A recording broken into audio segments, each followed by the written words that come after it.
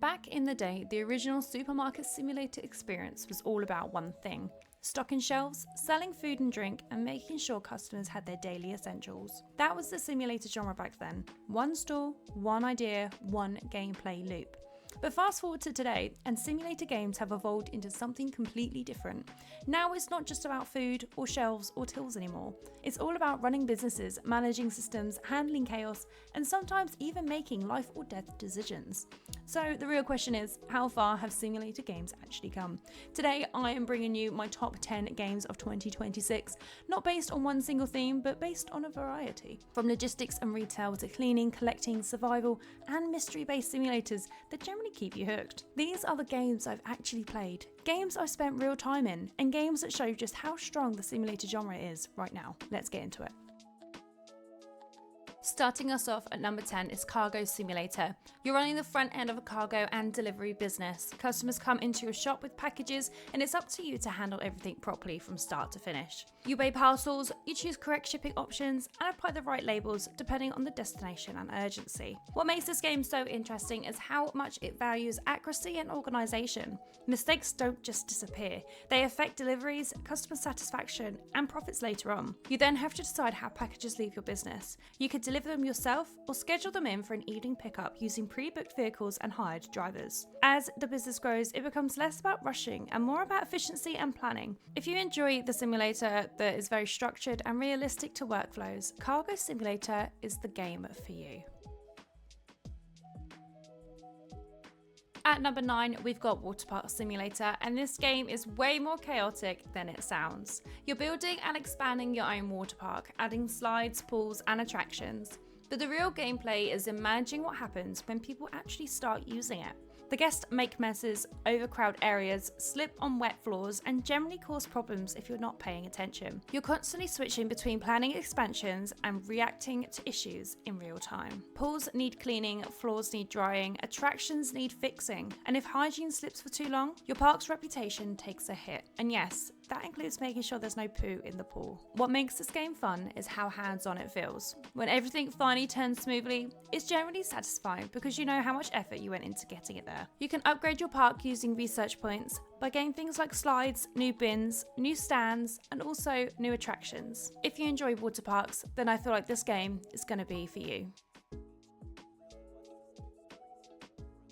Number 8 is Quarantine Zone: The Last Check. Only released in January, this makes it one of the most intense simulators on this list. You're in the final checkpoint before survivors are allowed into a secure base during a zombie outbreak. Every person who approaches must be inspected, and it's your responsibility to decide whether they're safe, infected, or something in between. The inspection process is where the tension really comes in. You're checking eye responses, monitoring heart rate and breathing, and testing muscle reflexes using small hammers. No single test gives you a clear answer, so you're constantly piecing together clues under pressure, knowing that one mistake can have serious consequences. What really elevates this gameplay is the range of decisions you can make. If you're unsure about someone, you can send them to quarantine, which gives you an extra day to come back and see whether their symptoms have worsened or cleared. You can also send survivors to the lab for further testing, allowing you to identify new or hidden symptoms before making a final call. From there, you're faced with some genuinely difficult choices. You can allow people into the base, keep them isolated, or send them to liquidation, essentially ending the threat before it becomes a problem.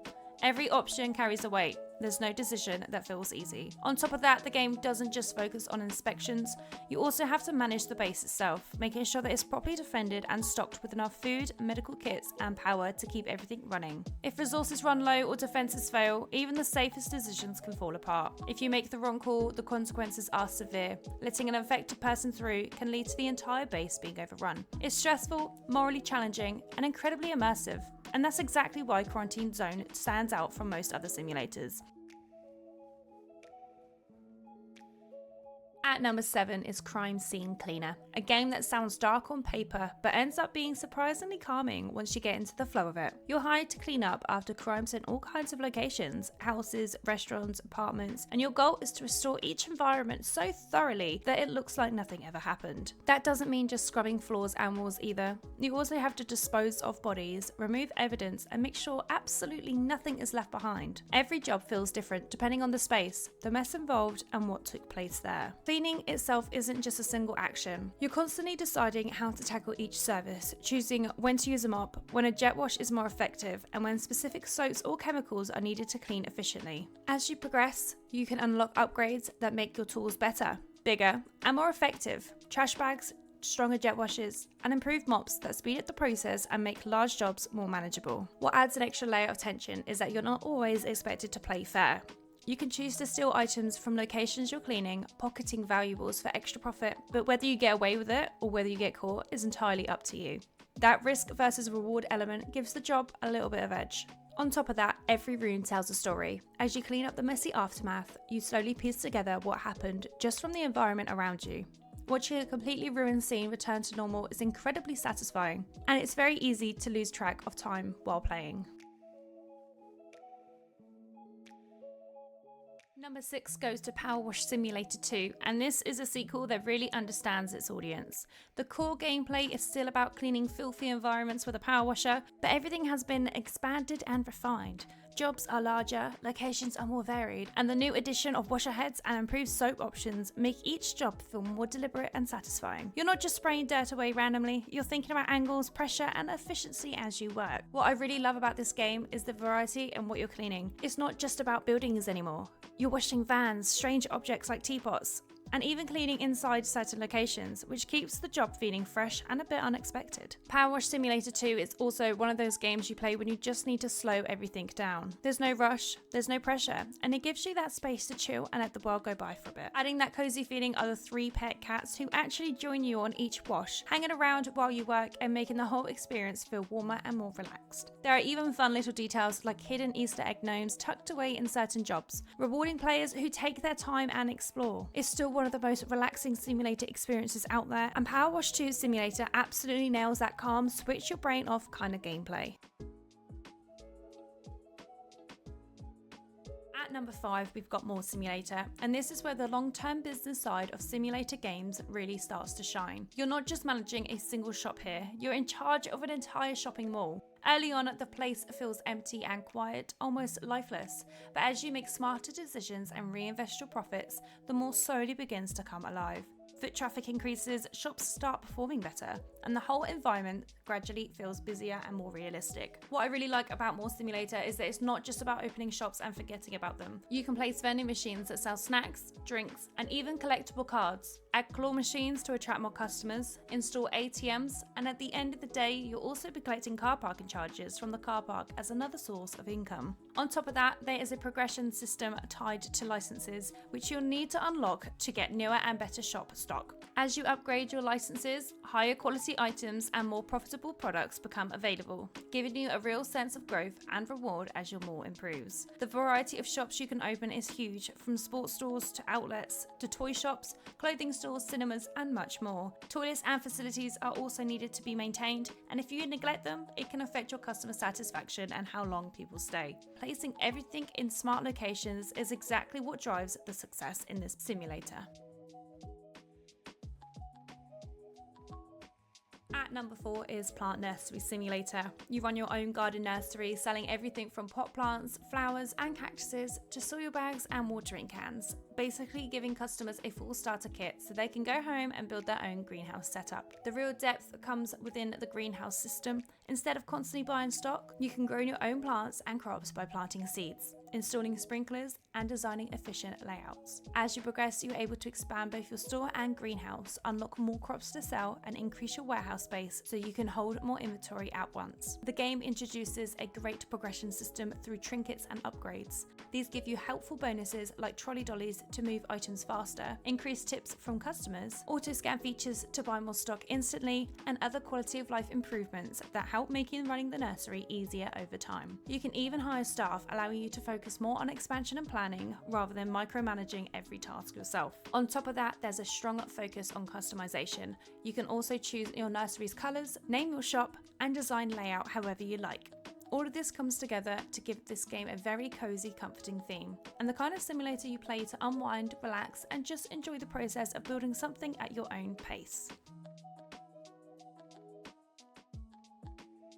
At number 3 is Supercar Collection Simulator. At its core, it's about collecting supercars, but it goes way beyond simply buying and selling. You're building up your own collection piece by piece, placing cars on the shelves, organising displays, and even decorating your shop with posters to make it more appealing to customers.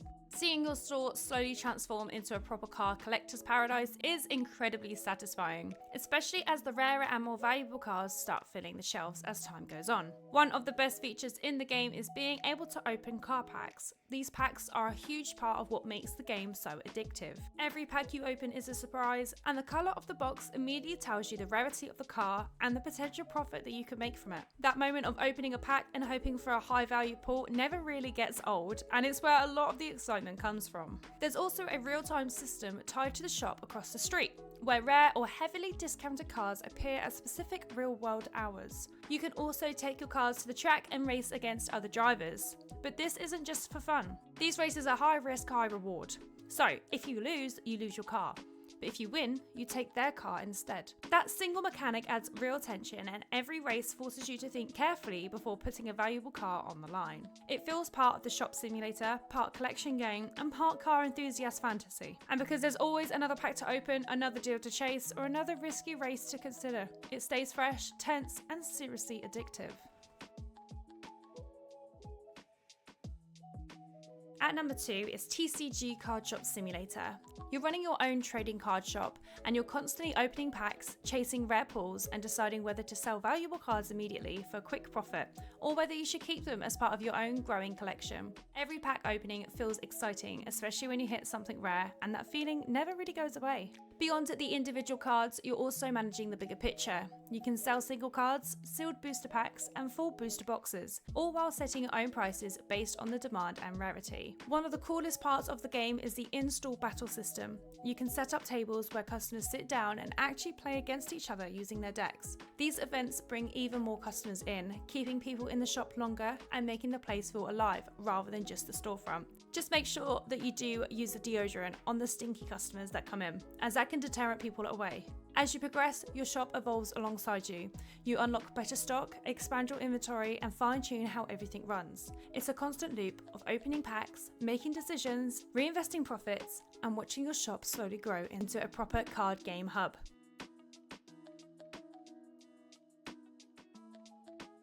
And finally, number 1. Returns Outlet Simulator. This is my favourite simulator as of 2026, and I've put 27.9 hours into this game alone, which honestly says everything considering I've only been playing for a couple of weeks. This is the kind of game where you will sit down thinking that you'll play for half an hour and suddenly it's been 3. At its core, Returns Outlet Simulator is all about buying return pallets, and every single pallet is a complete mystery. You might open one and find brand new items ready to sell straight away, or you might get used goods, damaged products that need repairing, cash hidden away in safes, or incredibly rare finds like Tamagotchis. No 2 pallets are ever the same, which means every delivery feels exciting and predictable. What really makes the game stand out is how much depth there is just beyond opening boxes. You're inspecting items, repairing damaged goods, cleaning them up, and pricing them correctly, deciding whether to sell them quickly or hold on to something more valuable. The great thing about this game is that you can buy mixed pallets. You can buy specific pallets like photography, sports and recreation, or even household appliances. Some items you can see on the website, some are listed as mystery, where you absolutely don't know what you're going to get. On top of that, you'll also receive contracts that require you to fulfill specific orders within a set time frame, adding real pressure and forcing you to plan ahead and forcing you to buy the correct pallets ahead of time rather than just selling everything immediately. The game has a surprising amount of charm as well. During special events, you can unlock a fun little cat companion that I've named Herman that hangs around your store while you work. He brings gifts into you daily, and he adds a cozy, light-hearted touch to the experience. But more than anything, this is a unique simulator, one that I generally haven't seen done this way before.